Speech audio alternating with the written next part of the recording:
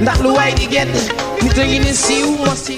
asalaamaaleykum ñu ngi nuyu bépp auditeur u Rewmi FM ñi nga xamante ni saa su nekk ñooy ànd ak rajo bi di Rewmi FM Dakar 97.5 rawatina seen émission sociale toute la ville en parle samedi bu jot 10h jàpp 11h ngeen ci ànd ak Ndeye Comba Moreau tey ji seen émission sociale toute la ville en parle fas yéene waxtaane benn sujet d'actualité di criminalisation de l'homosexualité ngeen gis ni coow li bari na trop depuis li nga xamante ni kuréel googule di ànd sàmm jikko yi defar ab projet de loi yóbbu ko ñu daal di koy rejeté ca bureau bu assemblée nationale coow li bari terewul ñoom ci 20 février bi daañu organiser benn marche bu rëy rëy ngir li nga xamante ni mooy criminalisation de l'homosexualité am fii ci Sénégal exactement coow li bari na ci mbir mi moo waral tey ji ñu dalal Mame Diarra Bousso Thiam nekk présidente bu comité scientifique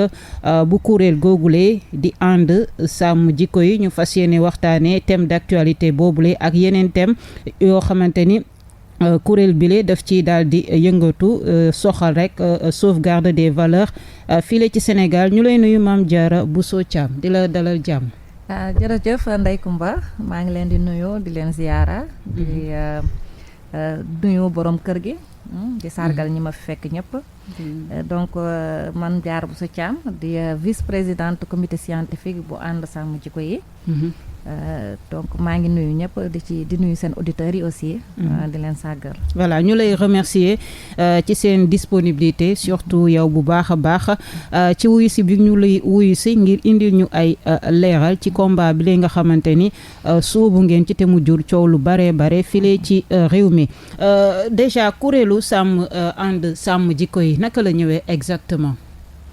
waa ànd sàmm jikko yi ñoom bi ñu commencé di xeex yàgg na parce que ay kuréel yu bari ñu ngi fi woon na defe naa ne di ngeen ci xam ñu mel ni Jamra ñu xam ñu mel ni Nitu Dëgg ak ñeneen ñu ngi fi yàgg fit lool ku nekk doon mener sa combat ci ay thèmes de société waaye bi ñu ñëwee ba 2015 ci la ñu commencé di regrouper wu ci la ñu njëkk a def non à l'homosexualité regroupé woon lu tollook ci ay fukk ak juróom benn association ñu dajaloo di ko xeex bi ñu ñëwee ba 2016 aussi am na beneen renfort bu dikkaat jàpp ci ñooñu ñoom ñu daal di dajaloo doon def non à comment dirais-je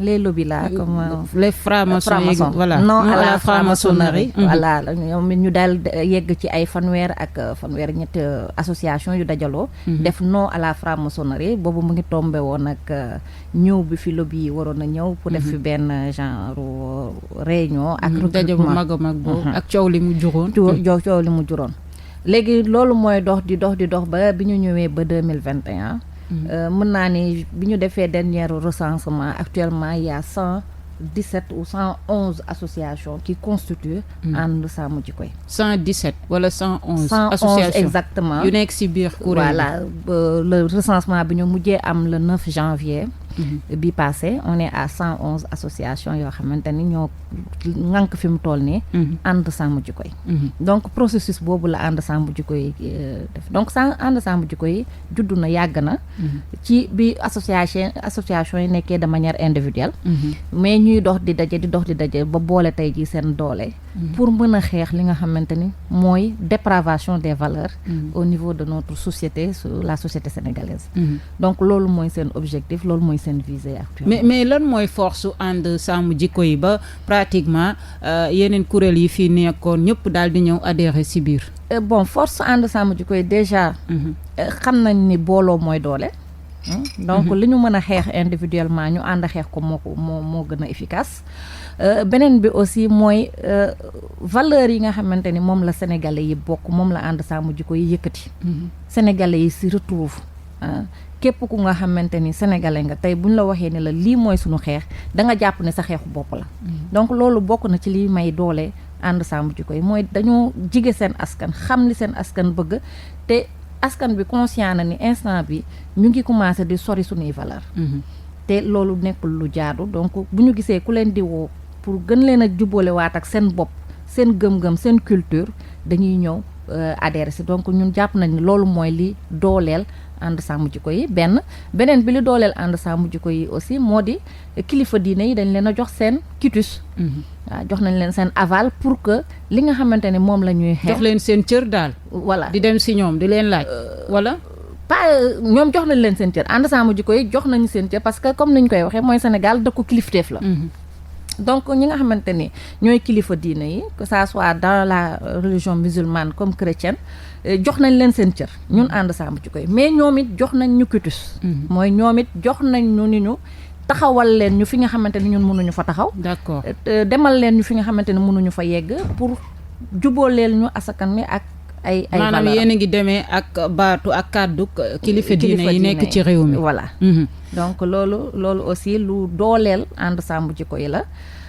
lu ko may crédibilité la donc ànd sàmm jikko bi sa légitimité mu ngi ko jëlee ci société bi dans sa globalité ak ci kilifa diine yi société bi ko gëm kilifa diine yi gëm ko mais yan jikko ngeen di sàmm yu baax yi yu bon yi lan lañ si mën a dégg en fait fu ñu waxee ànd sàmm jikko yi c'est déjà positif donc li nga xamante ni jikko yu baax yi nga xamante ni moom la ñu xam ñun xam ko ci sunu culture xam ko ci sunu diine ñun jikko yooyu la ñu bëgg a sàmm donc jikko yoo xam dañ fi nekkoon mais ñu gis ne léegi mu ngi commencé di effacé wu ñun yooyu la ñu bëgg a sàmm li fi des et jéem a xëcc li nga xamante ni jot na demaat donc loolu en gros mooy li nga xamante ni moom la ànd sàmm jikko yi di xeex léegi ngeen am comité scientifique yow nga nekk vice-présidente bi lan lañ mën a dégg ci comité scientifique yéen ban liggéey ngeen di def lan mooy seen particularité en fait comité scientifique bi moom mooy organe bi nga xamante ne ci biir ànd sàmm jikko yi mu ngi jàppale directoire bi en général mais ñëpp ñi nga xamante ni dañuy intervenir au nom de ànd sàmm jikko yi ci la recherche bokk na aussi si li nga xamante ne dimbali na ànd sàmm jikko yi mooy lépp lu ñuy wax dañuy am fu ñu ko teg donc il y a une recherche approfondie boo xamante ni dañu koy def pour di ko génne mooy xamante ni bu ñu waxee ni nangam lii moom moo am ci réew mi ala kuli aal buñ ko toppee ba ca biir moo fa am parce que loolu recherche la gëstu la bu xóot boo xamante ne maanaam yéen seen liggéey mooy yéen bokkoo leen ak ñi nga xam dañuy jóg rek wax boo nee indi preuve wala foo ko teg duñ am lu ñu wax voilà lépp lu ngeen di wax da ngeen koy togg seet ko seetantal ko teg ko fu wóor ak ay argument ak ay preuve pour te dire ni mu tëddee sax dañu am lu ñuy wax comité boo xamante ne collecte et traitement d'information la donc sur tous les domaines dañuy collecter les informations au niveau national niveau international traité ko résumé ko yóbbu ko comité scientifique waa comité scientifique gën ko segg avant ñu koy jox ñi nga xamante ni ñooy directoire bi pour que ñooñu après di ko divulguer donc ñun li ñuy wax du lu ñuy for ci wewu bëy lu ñu liggéey la wala fii voilà lu ñu déggal lu ñu gëstu la ba mu leer loolu moo tax depuis ba ànd sàmm jikko yi tamit commencé mener combat bi c'est rare ou bien on n'a jamais encore vu kenn ku mën a taxaw ak position boo mun ci am pour démentir li nga xamante ne ànd sàmm jikko yi mu ngi koy wax parce que li ñuy wax ñëpp ak niveau boo mën ci nekk xam nga ne lii ñuy wax dëgg la dëgg bu wér la ak lu am la mais naka ngeen def pour am yenn information yi plutôt surtout ci lu bi homosexuels yi wala franc-maçon yi ainsi de suite luñ togg ngeen xam seen rencontre ainsi de suite yàq lépp comment ça se passe da ngeen koy xamee xanaa da nga leen di infiltrer wala pas vraiment mais xam nga ni foo xamante ni ay borom xam-xam ñu ngi fa borom xam-xam yooyu aussi nekk ci ay station yu sori ba pare ànd sàmm jikko yi tamit ñi ko ngànk nekk ñu biir réew kese mais aussi à l'étranger ñu ngi ci ay structure ñu ngi suivre l'actualité li nga xamante ni fii au Sénégal sañu ñu ko wax ci kaw bitim réew dañ koy wax ci kaw donc quand tu entres sur les sites dans les sites internet da ngay fekk foofu information yi donc on a des sites internet yoo xamante ni xam nañ ni boo soxlawee information ci franc-maçonnerie foofu ngay dem boo soxlawee information ci góor jigéen foofu ngay dem vous trouverez l'actualité que ça soit mondiale ou nationale donc dañu nekk rek ay nit yoo xam dañoo taxaw sous forme de sentinelle nekk en veille di dugg ci réseau yi di informer wu ci les structures d'information yu mag yi nga xamante ni ñoom dañu nekk à la chasse de l'information boo demee foofu information boo soxla da nga koy am mais yéen lan moo tax ngeen ne da ngeen di xeex franc-maçonnerie ci réewu démocratie la ñu nekk. waaw léegi lan moo tax xeex franc-maçon yi. en fait ñoom dañu amul liberté def la ñu gëm comme niñ ko waxee. en fait xam amalgame bi fan la nekk moo di ñoom. bu ñu amee liberté def ko amuñu liberté imposer ko keneen. ah bon. oui tu as la liberté de faire d'accord parce que comme on dit ta liberté s'arrête là où commence ma liberté. yow bu dee da nga nekk franc-maçon dundal sa franc-maçon mais bu ko imposer keneen. alors que léegi bu ñu demee ba franc-maçon yi war a ñëw fi def fi colloque war fee recruter y a problème pourquoi ils recrutent nos enfants. pourquoi ils recrutent nos enfants bu boobaa ñun dañuy mën a combat contre ñoom. ah mais ñoom ñu ngi koy def ci suuf. en fait. dañu woote seen réunion yéen a ko fësal. waaw war nañ fi tase. ainsi de suite jox ko may leen buzz. xale yi bëggul woo nekk franc-maçon sax bëgg a nekk franc-maçon. bañ leen mayee buzz tamit daw nañ. donc loolu mooy kii bi moo di ñoom. li ñuy def en fait boo nee ma yow dundal sa dund te sa dund bu mu impliqué sama bos moo di yow it sa dund boo koy dund. bu mu impliqué comme on est dans un pays laïque parce que laïcité boobu c'est vaste. Vaste na peut-être démocratie tamit on est dans un pays démocratique démocratie boobu c'est vaste. peut-être ñoom may na leen liberté ñuy def seen gëm-gëm wala di recruter. waaw li mu leen mayee ñoom. seen léegi nag yéen ngeen taxaw yor seen liberté boo xam ni kenn xamul fu ngeen ko jëlee lii du fi am franc-maçon yi duñu fi tase ainsi de suite. waaw léegi yéen loolu lan moo leen ko may. parce que ñoom bu fekkee ni ñoom am nañu liberté def loolu ñun aussi dañuy am liberté contrecarré. tout simple mais fan ngeen ko teg Mame Diarra. fi ñu ko teg moo di ñun suñu ngëm-ngëm. du ngëm-ngëmu franc-maçonnerie. suñu ngëm-ngëm mu ngi dëppoo ci ni ñun ay wéy gëm lañu. yàlla mooy sunu kilifa. muy chrétien bi muy musulman bi te defe naa ni ñun ñoo constitué presque 99,99% de la population. sunu ngëm-ngëm ñun mayuñu franc-maçon di développé wu ci sunu biir réew. donc ñoom bu ñu ñëwee ne dañoo bëgg a dugg ci sunu biir réew kan la ñuy ciblé sunuy doom la ñuy ciblé. sunuy frère sunuy sœur ñooñu la ñu ciblé. ñun ñooñu bu ñu amee ñun conscience pour mën leen a protéger dañuy taxaw pour protéger leen loolu moo ñu may ñun légitimité comme que ñun ñoo ngi ci réew mu laïque. yow dundal la ngay dund ci fa nga nekk waaye bu ci impliqué ñi ci des bu fekkee dañoo bëgg a dund seen l'islam ñii bëgg a dund seen christianisme da nga leen di bàyyi ñu dund seen christianisme mais doo ñëw pour rey ko. mais xëy na ñoom la ñuy def ñoo ngi koy def yéen a ko yëkkati ci kaw. parce que mën nañu fi réunion ba ñibbi kenn du ko yëg. mais ànd sàmm jikko yi ñoo leen di defal publicité franc-maçon yi dina ñëw tel hôtel la ñuy dal réservation yaa ngi nii. defal leen sax pub ba xale yi xamul woon sax bëgg a xam bëgg a bokk. non xale yi dañu war a xam. waaw parce que bu ñu xamulee dañ leen di fëkk. parce que tamit réew mënuñoo dëkk ci obscurantisme. mooy ñàkk a xam li xew. ñun dañu bëgg sunu njaboot gi yëpp di Sénégal. ñëpp yeewu ci lan moo xew ci sunu biir. parce que am na ñu bari yuy xew di xew. ba yàq lu bari nit ñi xamuñu lii lu mu doon donc ñun dañ leen a war a siiwal dañu war a xam. mais xam nga lu mel ni réunion internationale. loolu du lu ñu def ci pukus. c'était une réunion internationale indi fii kàngamu franc-maçon yëpp ñu war a daje fii Sénégal te bokkoon na ci seeni objectif dañu ñëw pour recruter. loolu nekkatul lu ñuy def ci biir néeg parce que bu ñuy recruter ci penc mi la ñuy recruter. ñan la ñuy recruter suñuy njaboot la ñuy recruter. donc nekkatul woon loo xamante ni dañ ko tëju ñoom di ko def ci seen biir bu boobaa nag ils verront benn ay sentinelles yu taxaw ne non du ngeen fi recruter. yéen jàpp ngeen mën ngeen a xeex dëgg-dëgg franc-maçon yi ak seen doole. xam nga boo amee benn ngëm-ngëm di nga jàpp ne. li nga mën bariwut parce que ñun ay nit lañu ay jullit lañu li ñu mën bariwul. waaye dañu am devoir en tant que des wéygam am devoir di xeex mbon di digle lu baax dinañ ci réussir duñ ci réussir loolu yàlla moo xam. di ngeen def li ngeen war a def. mais yàlla moo ñu sant ne képp koo xamante ni wéygam nga gëm nga man ma nekk sa borom. mooy del digle lu baax di tere lu bon. donc fu ñu gis lu bon dinañ ca xeex suñu kéem kàttan fu ñu gis lu baax dinañ ko dëgëral suñu kéem kàttan résultat ba nag mu nga ca loxo yàlla. ndax yonent bi sallallahu alayhi wa sallam moom daf ñu jàngaloon ne bu ngeen gisee mbon ngeen dindi ko ci seen làmmiñ nga ci seen doole bu fekkee am ngeen kàttanu dindi ko ngeen dindi ko ci seen làmmiñ su ngeen ko mënul ngeen naqarlu ko ci seen xol donc même toog sa kër sax naqarlu ne lii lu bon la war a dugg sama réew sax loolu ci ngëm la bokk.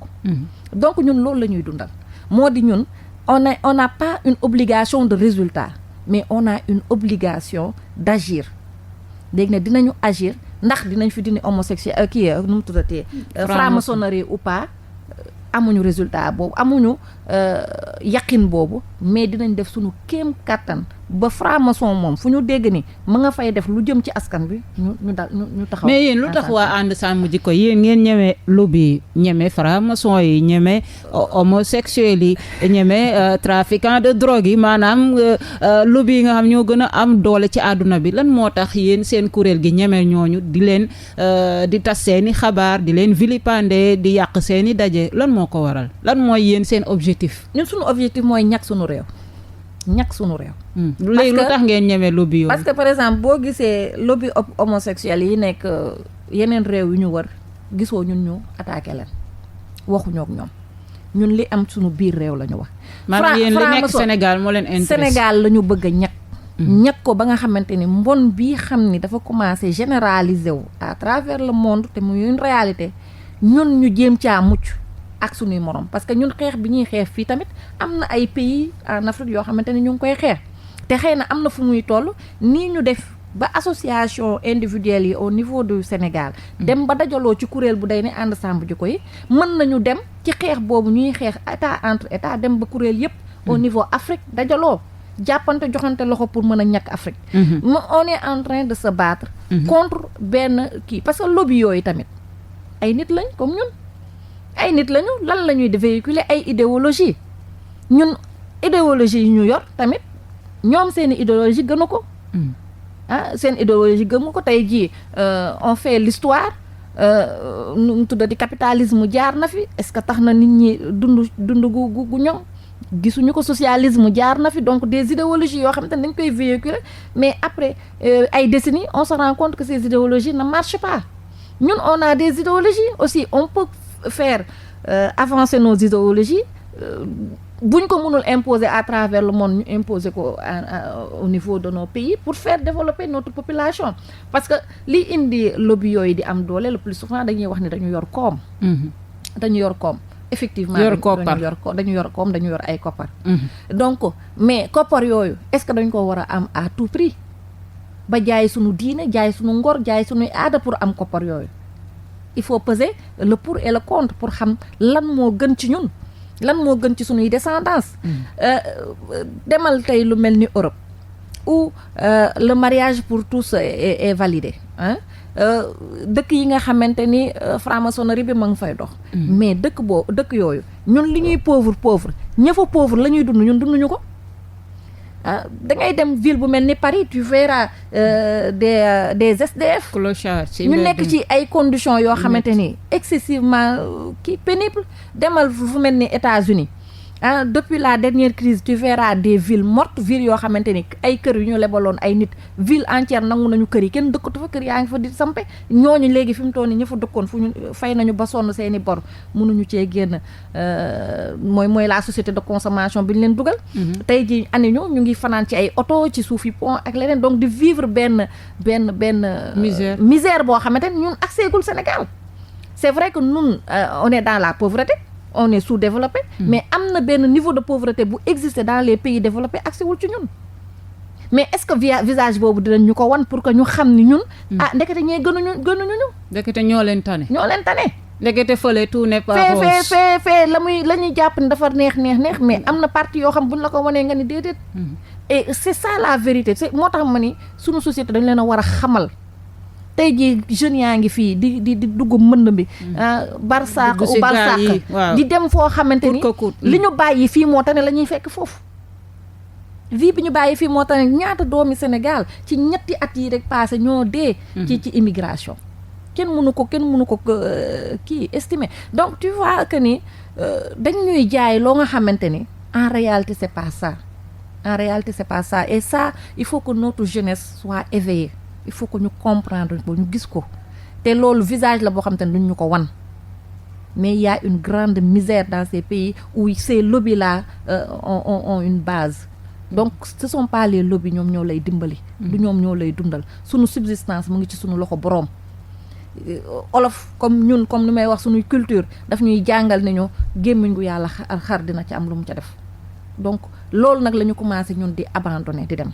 On est en train de s'éloigner de nos croyances tey bu njëkk ba si suñuy valeur dañu daan wax ngor. jom fulla fayda di ñu wax kersa. mais tey fan bu ñu doon évaluer fan lañ ci toll ñun actuellement par rapport à ces valeurs. dañoo jël xaalis rek teg ci kaw loolu lépp. parce que jom boo ko amee. jom boo ko amee da ngay am looy jom pas looy ragal. mais looy jom parce que par exemple mën naa ne lii bu ma ko defee conséquence bi mooy musiba dina ma dal. loolu da nga am loo ragal. mais yow boo amee jom da ngay am looy jomb. li ngay jomb mooy man lii bu ma ko defee tey sama maam ba dee woon 90. tey bu ma deewee fekk ko mënuma yow lu tax nga def lii man lan laa koy wax parce que suñu xeet daaw ñu def loolu. loolu mooy ki nga xam te ne dafa am lu mu jomb boo amee jom da ngay am li nga jomb soo amee jom da ngay am kersa. tey suñu xale yu jigéen yi tey ku ci def dara nga wax ko lu mu lay wax sama ginnaaw gi merde laa ci bind. kooku amatul kersa. suñu xale yu góor yi la même chose. bu njëkk ba tey jii mën naa jël benn slogan les mourides qu'est-ce qu'ils disent. seen slogan mooy dégg ndigal ñàkk jariñu donc ce qui veut dire que pour nga jariñu da ngay ñàkk. il faut travailler dur pour réussir. mais léegi la nga xaalis dañ koy kenn du ko liggéey. et le langage. c'est un véhicule. De la culture.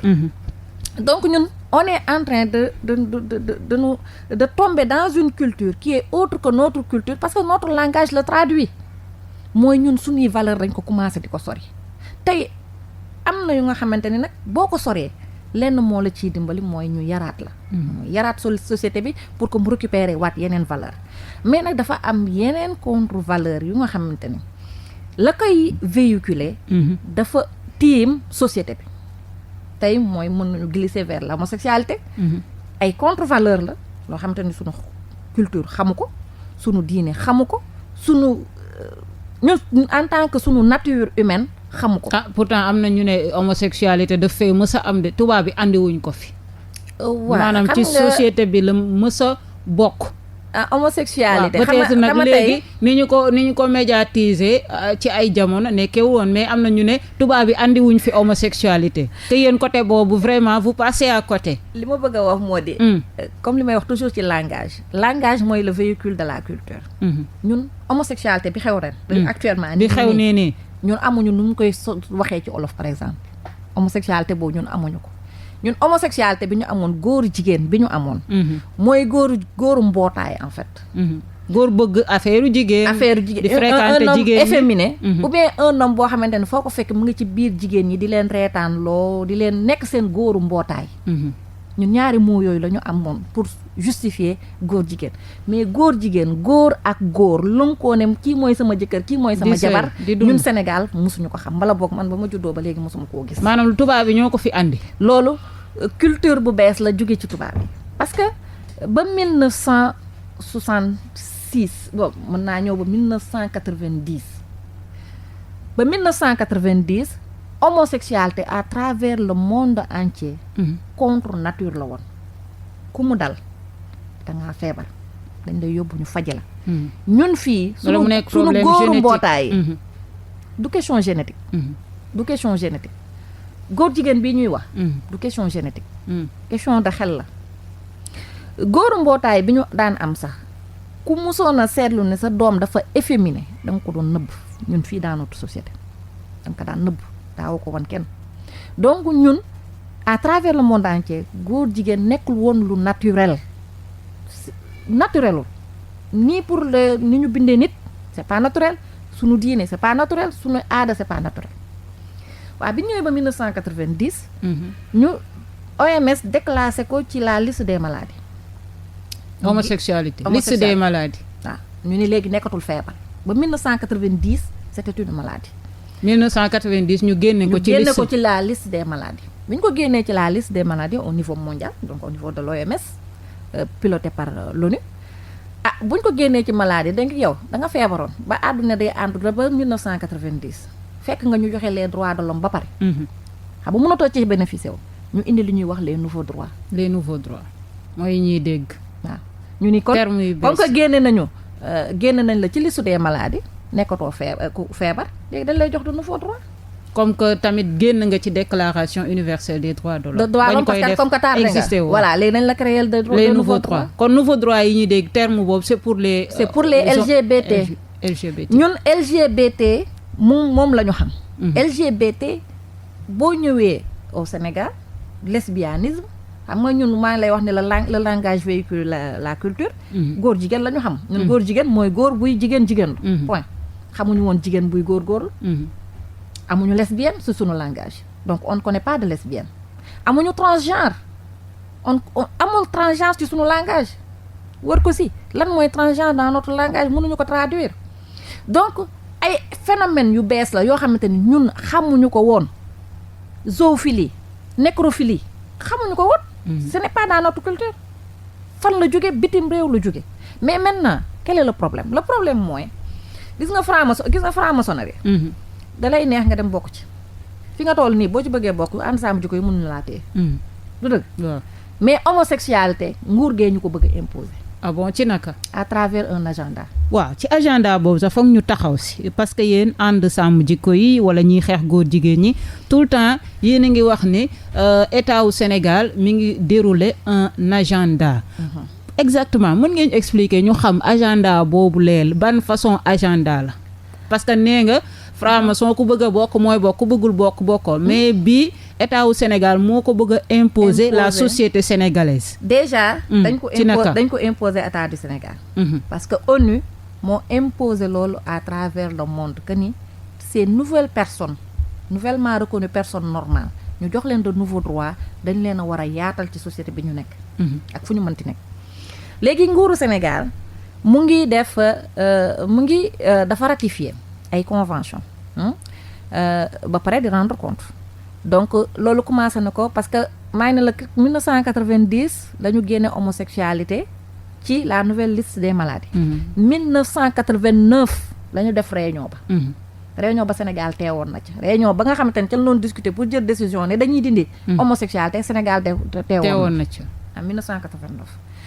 bi ñu ca jógee ñu am lu ñuy wax CEDAF foofu la moom moo joxe ay orientation aux États Sénégal di fa dem di rendre compte tous les 5 ans lu mel ni EPU pour rendre fa compte Sénégal ba mu njëkkee dem jox nañu ko lu mat ay 74 recommandations dem ba recommandation yi ci des def naa barewul 2023 bi war na delluwaat.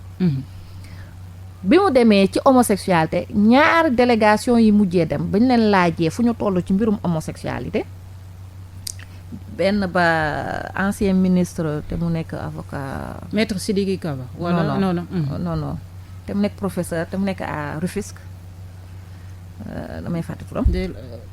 moom moo wax ni.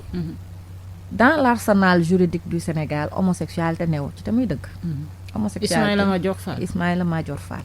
mu ne homosexualité nekk suñu arsenal juridique te il a raison duñu tëj nit parce que homosexuel la il a raison acte contre nature toppul homosexuel. il a raison.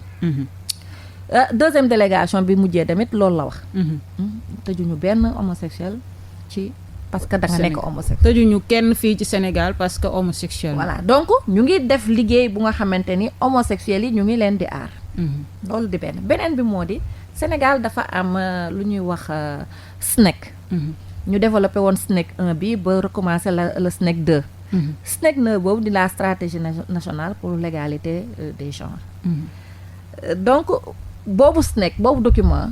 bu ngeen ko amee di ngeen gis ne am na un plan bu nga xamante ne dañu ko tëral pour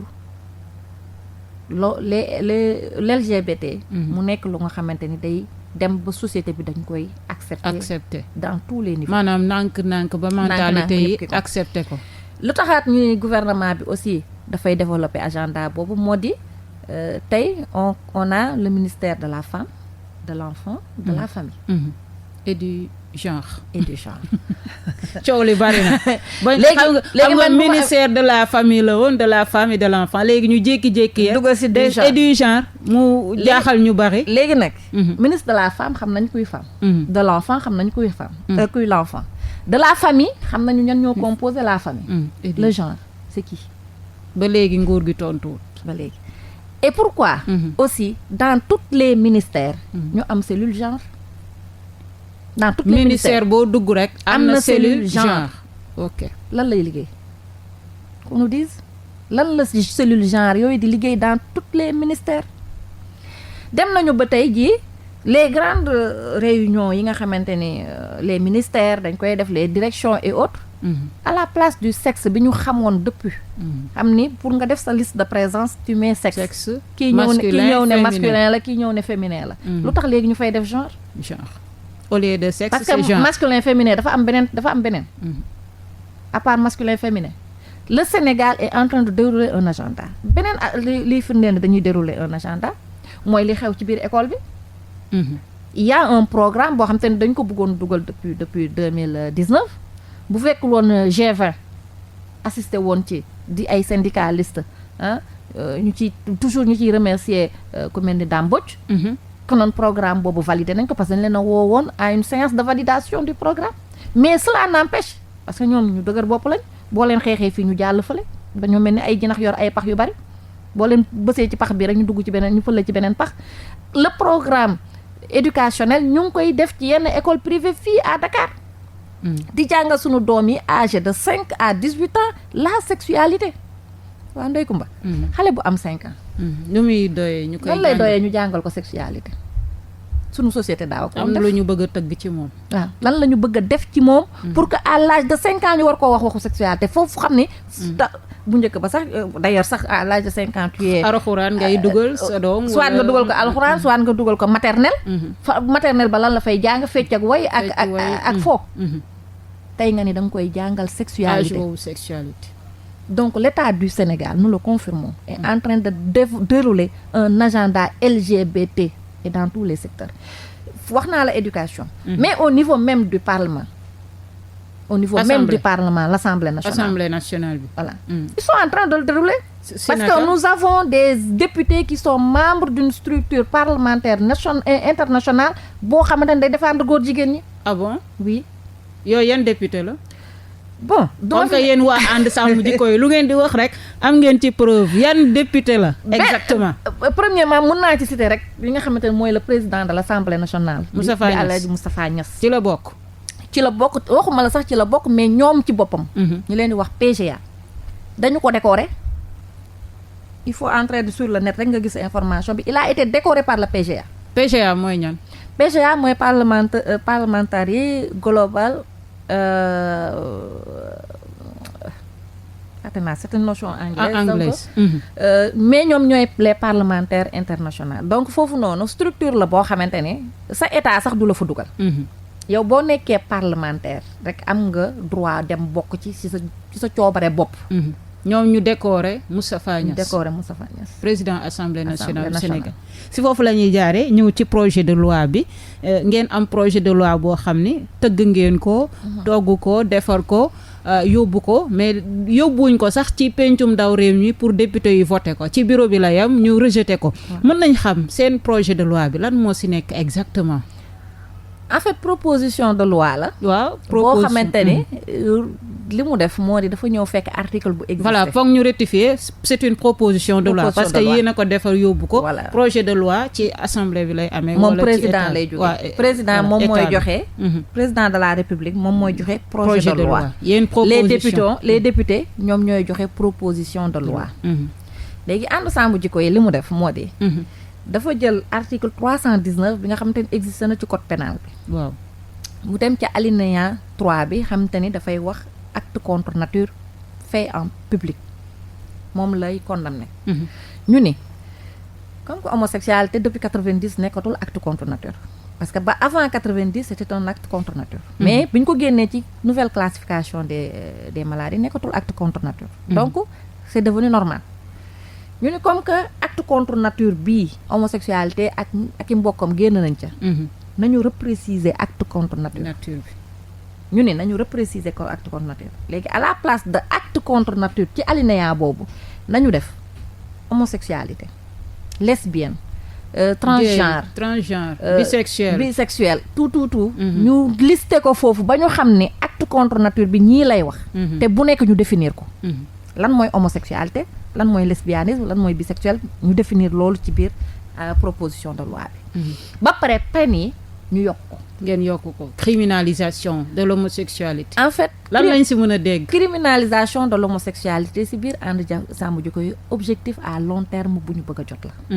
ñu bëgg a dem ba ñu criminaliser ko mais maanaam kuñ si jàpp ñu tëj la 20 ans comme trafiquant de drogue yi comme ñuy rey nit ainsi de suite comme kiy rey nit comme projet de loi bi nga xamante ne président de la république dugaloon na ko ku sàcc jur parce que vol de bétail voilà parce que loolu aussi bëggoon naa si wax viol bi waaw bi président de la république dajee ak imam yi nekk si Agnos daf leen a wax ñu ngi demander criminalisation de l'homosexualité comme ku rey nit ma ni boobu président yow fàtte nga ni da nga defoon yow sa bopp projet de loi boo xamante ne da nga ne ku sàcc nag mbaa nga sàcc xar dañ laa war a def comme ku rey nit tu vois ñun loolu c'est un objectif à long terme qu'on va atteindre et puis sax nekkul ni criminalisation c'est ku def lii ñu rey la c'est juste benn peine bu lay jox peine boo xamante ne dafa nekk au-dessus de 10 ans alors que ñun proposition de loi bi ñu joxee les peines s'arrêtent à 7 ans donc on a demandé juste ginnaaw bu ngeen redéfinir actuellement 7 ans ngeen joxe lañ joxe léegi ginnaaw bu ngeen redéfinir lan mooy acte contre nature ñu ne lii ak lii la te lii bu nekk ñu définiral leen ko dañ ne leen peine yi yokk leen ko de 5 ans à 7 ans aussi amende yi ngeen yokk ko de 1 million à 1 million 500 genre comme ça ñun loolu lañ demandé mooy renforcement des peines ñu taxañ yëpp rek sànni ci mbalit ma voilà léegi nag taxañ ba sax dañ ko taxañee ñun moo doy waar moo doy waar parce que moo jalkati yoon gis nga réew mi bu ñu bëggee daal ne leen fii déjà tere nañ fi góor jigéen déjà am na loi bu koy tere donc seen lii dañ koy rejeter du woon seen rôle le bureau de l'Assemblée nationale le bureau de l'Assemblée nationale comme que ñun bu ñu defee bind nañu proposition de loi ba pare ñun amuñu prérogative dugal ko Assemblée nationale il fallait que ñu chercher ay députés parce que députés yi président ak députés yi ñoo mën a def loi donc il fallait que ñu wut ay députés yu ñu ko porteel yàlla def ñu am 13 députés dont 2 yoo xamante ne Benno Bokk Yaakaar la ñu bokk ak ñoo xamante ne ñu ngi ci opposition bi ak ñoo xamante ne ay non inscrits lañ ñoo porté la proposition de loi yóbbu ko Assemblée nationale dox ko teg ko ci table bureau bi la waroon bureau bi mooy déjà mu notifier leen ni leen jot naa seen proposition de loi defuñu ko donc jalgati nañ loolu parce que loolu c'est la loi organique de l'Assemblée nationale qui le dit defuñu loolu ñu dem ba bés ñu convoqué réunion bureau bi ñëw bureau bi mu toogee dafa waroon a xool ne ndax ñun li ñu demandé dafa am incidence budgétaire mooy ndax dafa am lu muy dolli wala lu muy wàññi ci koomu Sénégal yàlla def na ni amu ko leneen li mu waroon a xool moo di ndax dafa salfaañe suñuy charte réew suñuy règlement yàlla def na dañoo fekk benn article bu existé ba pare ñu jël ca benn élément ne nii nañ sindi ay coppite donc ñaar yooyu yëpp ñun on était conforme à ça loolu rek le bureau bi waroon a xool su ko xoolee ba pare yóbbu ko commission su ko bu yóbbu commission fekk mu yónnee président document bi président bi joxe avis wala mu ñàkk jox avis ci 10 jours ñoom dañu war a continuer commission bu ñu jógee commission ñu dem plénière ñu voté ko loolu moo leen waroon malheureusement ils n'ont pas été élégants parce que tamit mbir sax boo koy def même boo koy def sax def ko ci nu mu gën a rafete mais ils ont rejeté la proposition de loi en se basant sur aucune. est-ce que loolu tamit sax yéen du leen jox dëgg que li ngeen di wax c'est vraiment fondé que dëgg la que état wu Sénégal dafay soutenir les lobbies. bon ñun loolu amuñu ci sikki sàkk loolu moom amuñu ci sikki sàkk mais ñun xam lan lañ ñuy jox mooy interprétation bi askan bi di def ci loolu dañu def effort bu rëy pour respecter nos lois dañoo def effort pour respecter sunuy loi bëgg tamit nit ñi respecter loi ñu ñëw ca ña nga xamante ni ñooy tëgg loi yi ñu jalgati la loi léegi coow li bari na ba sax affaire boobu gis nga opposition bi utiliser na ko ci campagne élection locale yi ainsi de suite ne liste bi ñooy soutenir góor jigéen ñi liste bi ñooy xeex góor jigéen ñi ba am nañ si maanaam opposition bi su gagné ci gox yu baree bari surtout fii à Dakar loolu ci la bokk maanaam dañu jël affaire homosexuels yi daal di si def communication bu doy waar après peut-être président am na jàngat bu mu ci am ñu mu dalal mais ñamu dalal palais tamit jul coow lu bari di waa ANOS association des imams et oulémas du Sénégal ñooñu dem ba biir palais Macky peut-être daal di wax loo xamante ni dëppawul ak yéen li ngeen wax parce que criminalisation moom nee na li mu ci dégg góor jigéen bu ñu jàpp ray la waa ANOS tamit sànni leen ay xeer yéen waa sàmm jikko yi ban jàngat ngeen def ci audience boobu am ci diggante président Macky Sall ak waa imam et ouléma du Sénégal bu Moustapha Guèye. maa jàpp naa ni lu normal la président ku mu soxla ci biir Sénégal war na mën a toog ak yow waxtaan ak yow waaye bu fekkee ni président comprendre na bu baax bu fekkee ni li ñu wax yëpp dëgg la que ni politiciens yi ou bien l'opposition utiliser nañu ce rejet xeex leen ba gañe leen moo di ñoom it war nañu defaruwaat kon ce qui veut dire que ni l'homosexualité dafa am jeexital ci suñu société parce que ñi doon voté duñu ay politiciens ce sont les Sénégalais qui ont voté bu fekkee ne loolu am na impact ci ñoom ba ñu mën a sanctionner un régime mooy régime bi bu kenn votel Benno Bokk Yaakaar liste bi muy soutenir góor jigéen la léegi loolu mu am jeexital ci population ba ñu gis ba population bi voté contre Benno Bokk Yaakaar kon Benno Bokk Yaakaar war na reculer ci agenda bi mu nekk pour xam ni société am ay nitam sénégalais yi ñoo bañ lépp lu jëm ci ngóor jigéen loolu pour man jàngat la boo xamante ni keroog ba président di wax jàngat bu mu war a def la donc war na reculer ci agenda bi mu nekk di exécuter ndax société am du ànd sàmm jikko yi parce que ñi doon voté du ànd sàmm jikko yi rek c'est tous les Sénégalais askan wi ñoo doon voté voilà te defe naa ni yëg nañu sanction bi partout au niveau du Sénégal donc bu fekkee ni loolu mooy raison bi mooy ñoom war nañu reculer arrêter li nga xamante ne mooy agenda léegi waa Agnos sànni xeer bi ñu leen sànni xeer temps bi bareetul bon waa Agnos moom du ma jàpp ne sànni xeer la dama leen di woo rek parce que ñoom it suñuy mbokk lañu ba pare boroomi xam-xam lañu ku mel ni Imam Moustapha Gueye ku ñu naw la ci Sénégal boroom xam-xam ku bëgg diine donc man dama jàpp ni comme que ñoom dem nañu toog ak le président de la République mu wax leen gis-gisam ci mbir mi li leen war mooy ñu ñëw toog ak ànd sàmm jikko yi wax leen seen gis-gis ci mbir mi su ko defee ce serait mieux ñu dalal leen yéen ñi porté cette proposition de loi parce que yéen a xam li ngeen comme que président moom nee na moom d'accordul ci proposition de loi bi parce que gisul njëriñam am na ci droit ñu ni fokk ñu def proposition de loi bi parce que gis nañu njëriñam ñoom ñuy ay borom xam-xam doon ñoo xamante ni président de la République am na ci ñoom yaakaar ba dalal leen nañu ñëw dalal ànd sàmm jikko yi mu wax leen position su ko defee au sortir de ça dinañ am assez d'éléments pour jël une conclusion ñoom waa Agnos ci ay à partir de cette conclusion ñu woo Sénégalais yi ci ñoom li ñu gëm mais nañ ko defee du noonu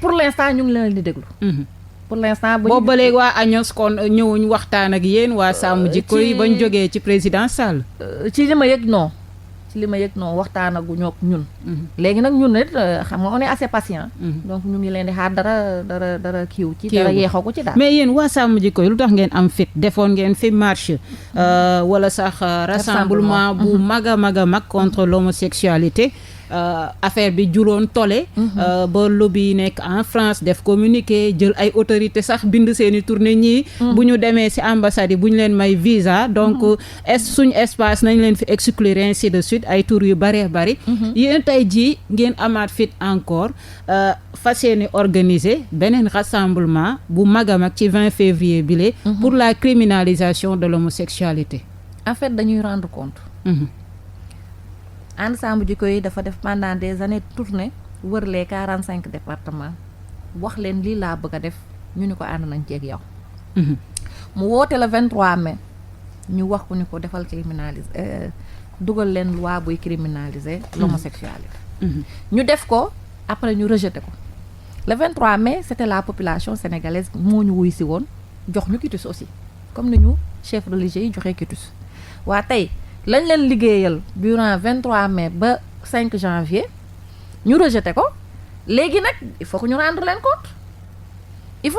leen compte ni leen la ngeen ñu santoon kat fii lañ ci toll donc dañuy woo population bi yëpp à la place de l'Obélisque 20 février wala da ngeen di wane seen doole carrément parce que defoon ngeen fi rassemblement mu réussir macha allah est-ce que tamit peut-être entre temps sàmm jikko yi gënu fi am doole ngeen bëgg a wane doole boobu en fait le 20 février en fait ànd sàmm jikko yi xeexam ba mu ko commencé ba léegi du rapport de force déedéet si jàmm rek nekkuñu di def rapport de force ni avec l'État du Sénégal ni avec ku mu mën ci doon ñun lu ñu nekk di def moo di dañu bëgg nit ñi yeewu gis la réalité parce que bari na lu ñuy gëmloo c'est pas la réalité par exemple bu Macky Sall toogee ne tant que maa ngi fi homosexualité kenn du ko légaliser fekk ñun xam nga ñoo ngi pénaliser homosexualité ñun foofu ñu ngi wax naan nañu criminaliser ñun ak président donc débat boobu yéen da ngeen ko passé ay ñun ak président pénaliser dépénaliser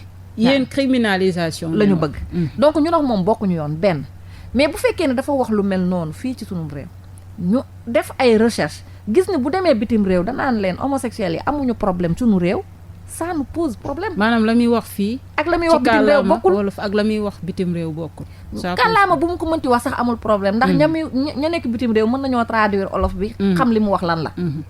man pour man loolu du problème mais bu nekkee biir réew danaan ñu man tant que maa ngi fi waaye ndax dañoo fàtte ni président de la république nit kese la ndax nit moom bakkana ñaanaluñ ko yàlla mais bu nelawee tey yeewuwul suba nag. bu subaa ñun dañoo war a xaar ba suba ñu doog a commencé di xeex pour ñu criminaliser ñun li ñu koy laaj c'est au-delà de sa propre personne ñun société sénégalaise la ñu wax. pour ñu ñekk ko mais pas moom li muy wax. donc loolu la donc ñun amuñu rapport de force ak kenn ñun li ñu bëgg mooy li nga xamante ni mooy ñoŋal suñu réew loolu ñu taxaw ci temm ak lu mu ñu jaral donte ñetti nit ñooy ñëw place de l'Obélisque. ñetti nit yooyu dinañ continuer liggéey bi. ñan ngeen ci woo le 20 février. tous les Sénégalais. ñu gis ci internet bi bu leen fàtte rassemblement bi daje bi xeex góor jigéen ñi. ñëpp lañ ci woo. ñëpp lañ ci woo yaa ngi wax ni keroog bi ñu defee le 23 mai. lobby international homosexuel. dañu wax ni sax yëngatu nañ. voilà bu ñu ñëw seeni réew yëngatu nañ. en fait ñun sunu problème du dem réewu jàmbur. ñun lijjanti wuñu lu xew France dañ faa tere polygamie. ñun xeexuñu polygamie wu France neewuñu France légaliser leen polygamie. mais sunu réew la ñu nekk ñañu tere ni leen bu leen ñëwati France defe naa ne boobu ba léegi ba ñu demul France waa ñëwu leen dara. donc ñun. te dañ ko appliquer est-ce que ñoom jéem nañoo dem uti visa dem France. ñu rejeté ko je n'ai pas d'information sur ça. liste bi en tout cas gundoon na trop. voilà mais xam naa ni ku mel ni. sëñ Mbaye Sy Babacar moom. defe naa ne soxlawul di dem France. donc ca la bokkoon sax moom. xalif général Tidiane ca lañ ko boole woon donc voilà donc. parce que liñ ñuy jaay ñun loolu la ñu gis ne lii amaluñu njëriñ. ay dem France ay dem États-Unis Angleterre te ñoom fa fii la ñu ñëw pour dund. tey France ji gis nga lee ko Mali def. bu ko Sénégal defee France fay. comme lu leen président Moscou bi plutôt Russie bi wax. voilà bis bu France bàyyee Afrique torox. donc ñun du ñun ñu bàyyi leen ñun moo tax ñun ñuy torox mais ñoom ñu bàyyi ñu moo tax ñoom ñu torox donc pourquoi ñun mënuñu gëm suñu bopp. dem France lan lañ ñuy yokk lan la ñuy wàññi keroog ba ñuy def seen liste boobu. waroon nañ caa def mu sëñ Muntaxa. man loolu laa wax. ma ne pourquoi boole wuñ ci liste bi lire leen liste bi sëñ Muntaxa boole wuñ ko ci parce que dofuñu. xam nga sax lay li nekk ay ressortissants mourides à travers l'Europe. bis bu ñu tuddee sëñ Muntaxa ba ñooñu ñëpp plier bagage ñoom dinañ xam ne lépp dëgg la donc. waroon nañ leen a tudd. lu tax tudd sëñ Muntaxa parce que la sëñ Muntaxa def exactement loolu la sëñ Mbaye Sy Mansour def te tudduñu ko donc ñun daal pour le 20 bi yéen ci woo ñëpp. woo nañ ci bépp koo xamante ni sénégalais nga. gëm sa bopp gëm sa réew gëm sa culture ak sa diine.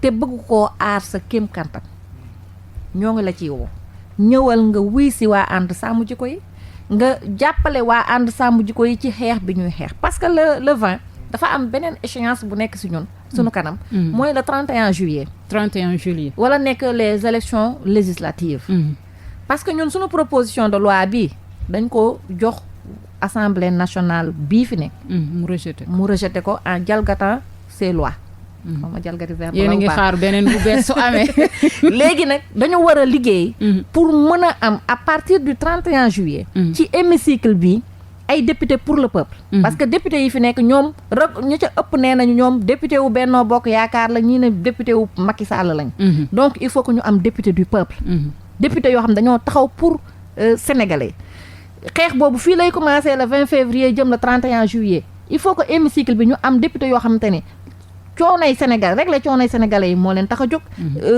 lijjanti problème mu sénégalais yi moo leen tax a jóg joxe ay loi yu conforme ak suñuy diine ak suñuy culture moo leen tax a jóg te loolu xeex la boo xam te dañ koy commencer à partir de te loolu ñoo ngi ciy woo bépp sénégalais parce que sénégalais yi ñoom ñooy nommer les députés. voilà temps bi dab nañu waxtaan bi neex na trop Mame Diarra Bousso Thiam ma bàyyi la nga tàggatoo ak auditeurs yi. waaw merci waa Rewmi FM maa ngi leen di sant bu baax ci invitation bi.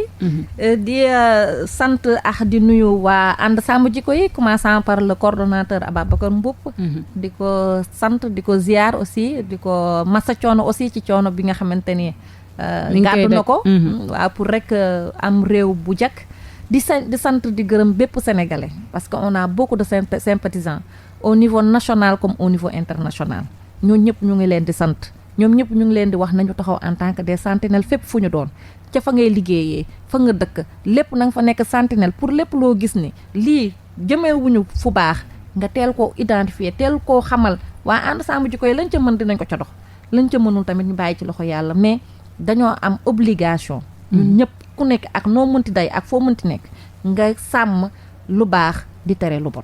jërëjëf Mame Diarra Bousso Thiam kontaan nañ bu baax a baax ci wuyu si bi ak leeral yi nga xamante ni indi nga ko ci xeex bi ngeen di xeex soxal wàllum ngóor jigéen fii ci Sénégal kon Mame Diarra Bousso Thiam nekk vice-présidente plutôt bu comité scientifique bu ànd sàmm jikko yi ñu ngi koy remercier bu baax di leen remercier yéen suñu auditeurs yi ànd ak ñun chaque samedi de 10h à 11h kon ba samedi prochain incha allah 10h jàpp 11h ci beneen émission beneen thème ak beneen invité jàngeen jëf. dëkk bi yow la sa Sénégal neexul dëkk bi